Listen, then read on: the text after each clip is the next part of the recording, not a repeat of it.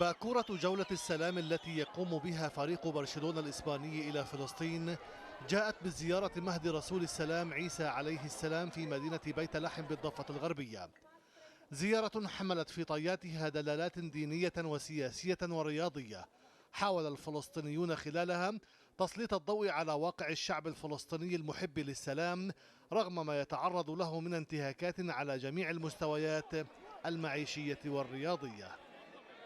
محطة برشلونة الثانية كانت سياسية بلقاء مع الرئيس الفلسطيني محمود عباس في بيت لحم.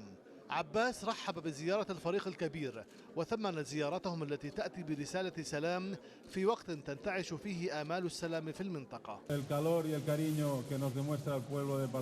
شكرا لكم لهذا الاستقبال اللطيف والدافئ من الشعب الفلسطيني. لقد تزامنت زيارة فريق برشلونة المنطقة مع المفاوضات الفلسطينية الإسرائيلية في واشنطن، وسيعمل نادي برشلونة كل شيء ممكن للمساهمة والمساعدة في عملية السلام في فلسطين.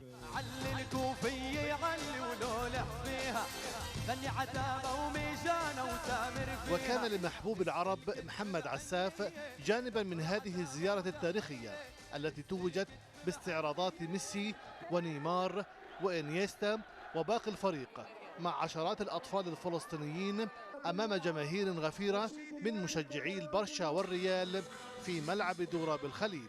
احنا اليوم هون موجودين لحتى نشجع فريق برشلونة ونشجع الدعم والتواصل ما بين فلسطين ودول العالم، لأنه احنا شعب منادي للسلام، للمودة، للمحبة. واحنا شعب فلسطين من المشجعين جدا لنادي برشلونة، وبنتامل انها تكون مش اخر زياره، انه يكون في زيارات بعدها على اساس يظل يكون دائما في تواصل بيننا.